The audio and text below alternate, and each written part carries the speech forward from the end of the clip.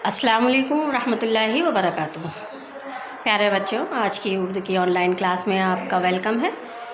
और आज की क्लास में हम अपना सबक नंबर 3 जो हम पढ़ चुके हैं, अच्छी तरह से समझ चुके हैं उसका बुक वर्क आज हम कंप्लीट कर लेंगे। तो बच्चों, मुझे पूरी उम्मीद है, मैंने आपको सबक जब हम पढ़ रहे थे तो आपसे कहा था कि आप अपने बड़े यानी घर में जो बड़े हैं आपके, जो भी चाहे दादा दादी हैं, चाहे आपके मम्मी पापा हैं या नाना नानी हैं, उनसे कहिएगा कि जो हमारे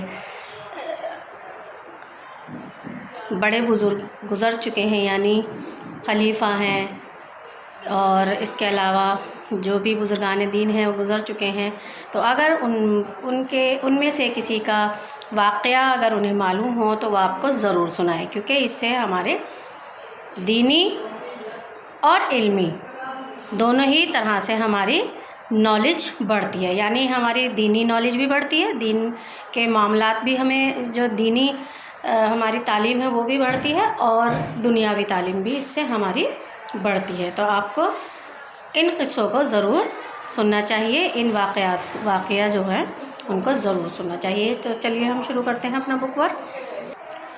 तो यहाँ हम सबक यानी सबक नंबर 3 का बुक वर्क शुरू कर रहे हैं, और क्वेश्चन नंबर 3 से ही यानी सवाल नंबर 3 से ही शुरू करेंगे, क्योंकि सवाल नंबर 1 और 2 आपका कॉपी वर्क है, वो इंशाल्लाह हम नेक्स्ट वीडियो में करेंगे। तो सवाल है हमारा, जुमले बनाइए। जुमले बनाने हैं, यानी ये अल्फाज दिए हुए हैं, बहादुरी, ताकत, झगड़ा, दुश्मन, बदला, ये सिर्फ अल्फाज हैं। इनसे आप जो है कोई बात अगर इसके ज़रिए कही जाए तो वो आपकी समझ में नहीं आएगी। जैसे मान लीजिए बहादुरी बोलूँ आपसे कि बहादुरी, आप क्या कहेंगे कि क्या, बहादुरी क्या। तो इसको हम अगर जुमले में इस्तेमाल करेंगे तो वो हमें ज़्यादा अच्छे से समझ में आएगा कि फ़लाँ शख्स बहुत बहादुरी से लड़ा। जैसे हज़रत अली का ज़िक्र आया था कि हज़रत अली बहुत बहादुरी से लड़े, है ना, ये लड़ाइयाँ लड़ते थे, इस तरह से बहादुरी से लड़ा करते थे। तो ये अगर हम जुमले में इस्तेमाल कर लेते हैं इसे, तो बिल्कुल हमारा ये जो अल्फाज है अच्छी तरह से वाज़े हो जाता है हमारे लिए कि बहादुरी क्या है ना। तो इसको हम जुमले में ही हमें इस्तेमाल करना है इसे। तो इसको बनाएंगे हम जुमला, यही हम ले लेते हैं, हज़रत अली रज़ियल्लाहु ताला अन्हु बहुत बहादुरी से लड़े। तो देखिए, छोटा सा जुमला और बहादुरी के माने भी हमें समझ में आ गए कि यहाँ पर किस तरह की बात कही जा रही है। हज़रत अली बहुत बहादुरी से लड़े। अगला जो अल्फाज है हमारा वो है ताकत। तो कुछ भी हम कह सकते हैं कि मेरे अंदर बहुत ताकत है, या पहलवान के अंदर बहुत ताकत है, या कुछ भी। जैसे किसी जानवर के अगर लिहाज से हम बोलें कि हाथी बहुत ताकतवर होता है ना। तो मतलब ये है हमारा कि हमें जो है अपने जुमले में जो ये अल्फाज है ये लाना ज़रूरी है, तभी हमारा इस अल्फाज से जुमला कंप्लीट हो पाएगा। जो हमसे कहा गया है ना कि इन अल्फाज से जुमले बनाइए, तो जब तक हम अपने जुमले में इन अल्फाज को शामिल नहीं करेंगे तो इसका मतलब ये है जुमला तो हमारा पूरा हो जाएगा, लेकिन यहाँ जो हमसे बात कही गई है, क्वेश्चन पूछा गया है, वो हमारा पूरा नहीं होगा। तो इस तरह से हम ये भी कह सकते हैं हाथी बहुत ताकतवर जानवर है ना, या हाथी बहुत ताकतवर होता है, शेर बहुत ताकतवर होता है, तो कुछ भी हम बना सकते हैं। चलिए यहाँ हम शेर से ही ले लेते हैं, शेर बहुत ताकतवर होता है। फिर है आपका झगड़ा। अब इसको भी हमें अपने जुमले में किस तरह से इस्तेमाल करना है, हम ये बना सकते हैं,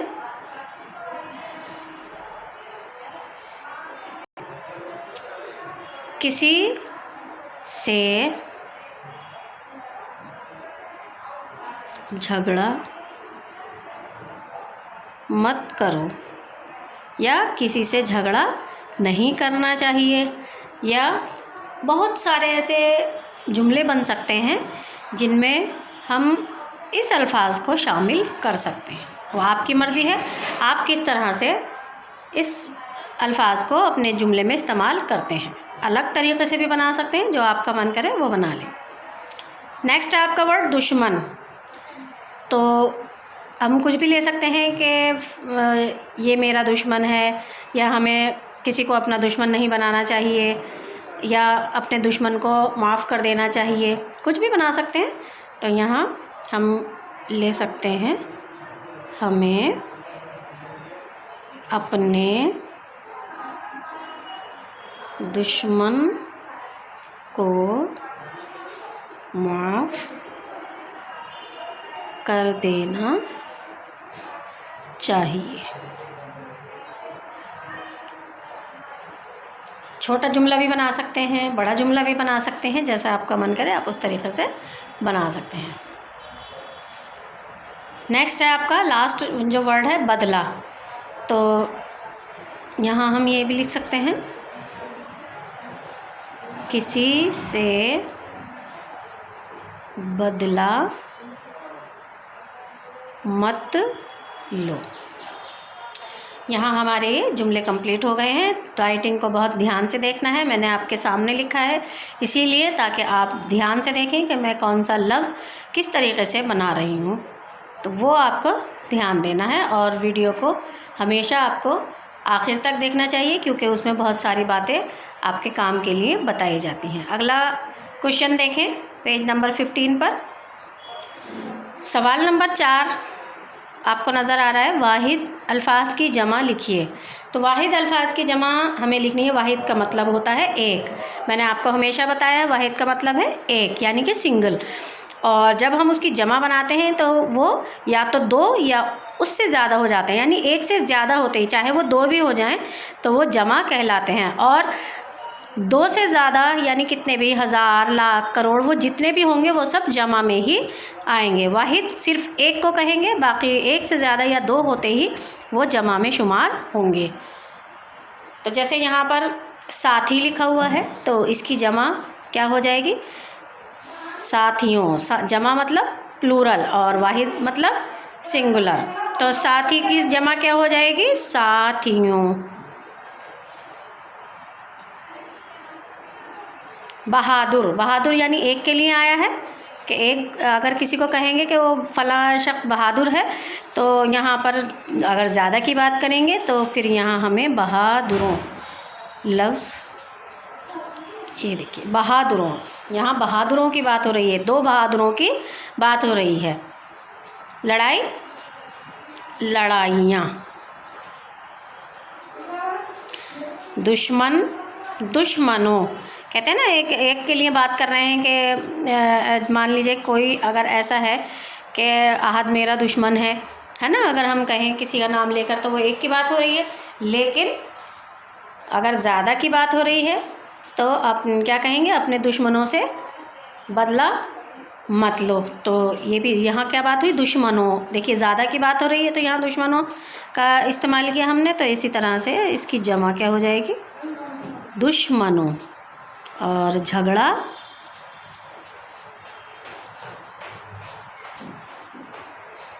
झगड़े। ठीक है, तो अच्छी तरह से आपकी समझ में आ गया होगा ये वाहिद और अल्फाज। अब बारी आती है आपके सवाल नंबर 5, मुतज़ाद यानी कि उल्टे अल्फाज लिखिए। मैं हमेशा आपको बताती हूँ मुतज़ाद का मतलब होता है उल्टे अल्फाज। जैसे बहादुर, बहादुर का मतलब होता है जो हर काम जो है बिना किसी डर के करता है, वो बहादुर कहलाता है। और यहाँ पर बहादुर का अगर लिखें तो वो हो जाएगा बुज़दिल। क्या हो जाएगा? बुज़दिल। जो डरपोक होता है, कायर होता है, उसे बुज़दिल कहते हैं। दुश्मन, दोस्त, सच्चा, झूठा, नेकी, नेकी का आएगा बदी। अगर नेक होता तो आता बद, और यहाँ नेकी है तो बदी। मोहब्बत, यहाँ आ जाएगा नफ़रत। ये देखिए उल्टे अल्फाज हैं सारे के सारे, हर कोई अपने अपोजिट यानी मतलब दे रहा है। बहादुर का मतलब ये है कि बिना डरे, और बुज़दिल का मतलब डरपोक या कायर जिसे कह सकते हैं हम। ऐसे दुश्मन का उल्टा दोस्त, सच्चा का उल्टा झूठा, नेकी बदी, मोहब्बत नफ़रत। चलिए सवाल नंबर 6 देखते हैं। इस सबक में लफ्ज़ बेबस इस्तेमाल हुआ है जो बे और बस को मिलाकर बना है। आप भी बे लगाकर 8 अल्फाज लिखिए। देखिए बेबस, आपने इस अल्फाज को पढ़ा था कि बेबस दुश्मन ने क्या किया, मुंह पर थूक दिया। ये बे और बस दो से मिलकर बना है, यानी 2 लफ्ज़ों से मिलकर बना हुआ है। एक अल्फाज बन गया है 2 लफ्ज़ों से मिलकर। तो हमें भी क्या करना है, बे लगाकर अल्फाज बनाने हैं। तो हम कौन कौन से अल्फाज बना सकते हैं, इनको ज़रा गौर करें। जैसे बे अदब, बे हद, बे लगाम। जैसे घोड़े के मुंह में लगाम लगी हुई होती है, और अगर उसमें लगाम ना हो तो हम उसे क्या कहेंगे, बेलगाम। ठीक है।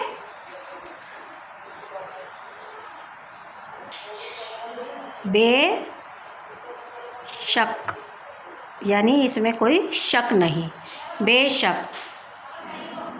बे गैरत, जिसके अंदर गैरत नहीं होती उसे कहते हैं बेगैरत।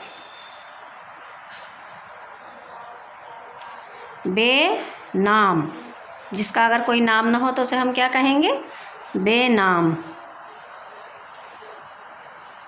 बेशुमार, बेशुमार यानी बहुत ज़्यादा, बेशुमार।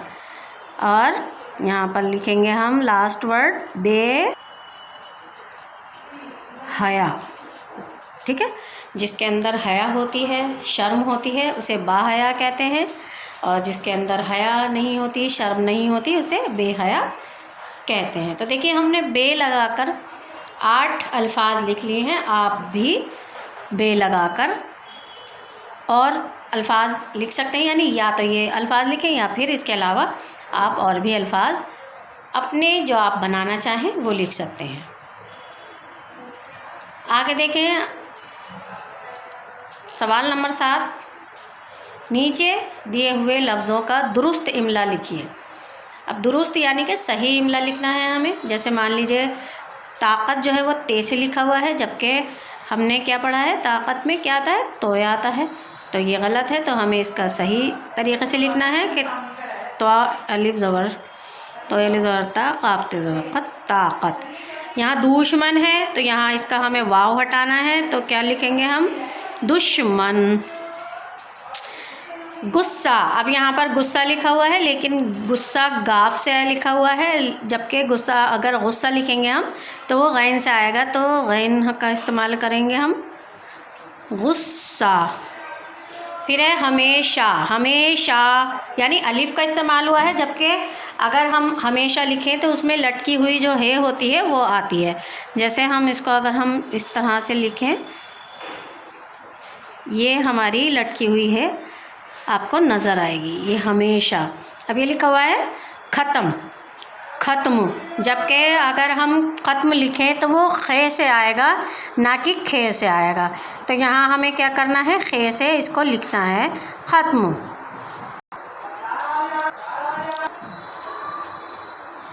इस तरह से हम लिखेंगे ख़त्म। ठीक है। लास्ट है हमारा वर्ड वक्त, जबकि वक्त में काफ नहीं आता है, काफ आता है। तो यहाँ हम काफ का इस्तेमाल करेंगे, वक्त। क्या लिखेंगे हम, वक्त, काफ का इस्तेमाल करेंगे। आगे सवाल नंबर 8 हम देखते हैं।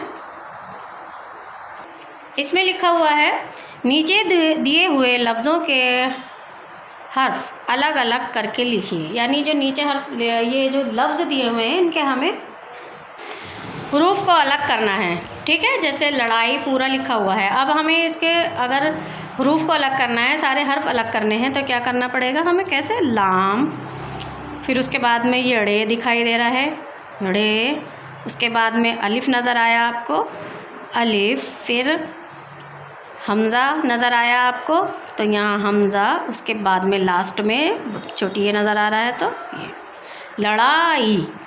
फिर है लोगों, तो लाम, लाम में वाव नज़र आया तो वाव। फिर उसके बाद में गाफ, गाफ में वाव नज़र आया। फिर उसके बाद में नून गुन्ना, लोगों। इसके बाद दुश्मनी, तो दाल तो पहले से ही अलग है, शीन। फिर उसके बाद में मीम, उसके बाद में नून, उसके बाद में छोटी दुश्मनी। प्यारे, अब देखिए पे अलग करना है हमें, पे, फिर छोटी ये, फिर अलिफ, फिर रे, और उसके बाद में बड़ी है, प्यारे। तो आपने देखा हमने इन लफ्ज़ों को, यानी इन लफ्ज़ों को कैसे, इन सब के हरूफ जो है हमने सबके हर्फ अलग अलग कर दिए हैं। तो आप इसके अलावा और भी कुछ ऐसे लफ्ज़ ढूंढ सकते हैं जो आप हरूफ अलग कर सकें और आपको पता भी चल सके कि ये किन किन हरूफ से मिलकर ये एक लफ्ज़ बना है। जैसे देखिए आप, लोगों, कितने हरूफ हैं इसके अंदर, लाम, वाव, गाफ, वाव और नून गुन्ना, यानी 5 हरूफ आ रहे हैं। इसका मतलब ये हुआ कि 5 हरूफ से मिलकर ये अल्फाज बना है। तो इस तरह से आप अंदाज़ा लगा सकते हैं कि एक लफ्ज़ के अंदर कितने हरूफ आए हैं। आगे देखें, सवाल नंबर 9 है आपका, हज़रत अली रज़ियल्लाहु ताला अन्हु की ज़िंदगी के इस वाक़ये को अपने अल्फाज में लिखिए। अब वाक़या काफ़ी बड़ा है और इनको अपने अल्फाज में लिखना है। ऐसा नहीं है कि पूरी जो है जो कहानी पीछे लिखी हुई है उन्हीं अल्फाज को लफ्ज़ ब लफ्ज़ हम यहाँ उसी तरीक़े से लिख दें, बल्कि हमें अपने अल्फाज के इस्तेमाल करते हुए उस कहानी को, उस वाक़ये को लिखना है। ये वाक़या है, जब भी अगर हम किसी बड़े बुज़ुर्ग की या किसी अपने नबी की या किसी खलीफा की अगर हम कोई बात सुनते हैं तो वो वाक़या कहलाता है। क्यों? क्योंकि कहानी वग़ैरह तो कोई भी कुछ भी कह सकता है, लेकिन वाक़या जो है वो कभी नहीं बदलता है। और नबी के मोजज़ात भी, नबी के जो करामात होती हैं, जो उनको क्या कहेंगे, मोजज़ात कहेंगे, जो भी आप अगर अपने बड़ों से सुने। तो इंशाल्लाह हम इसको नेक्स्ट वीडियो में हम अपने कंप्लीट करेंगे, पूरी इस वाक़या को सही तरीके से हम लिखेंगे। तो अब दीजिए इजाज़त और दिल लगा कर पढ़ते रहिए। अल्लाह हाफ़िज़, अस्सलाम वालेकुम।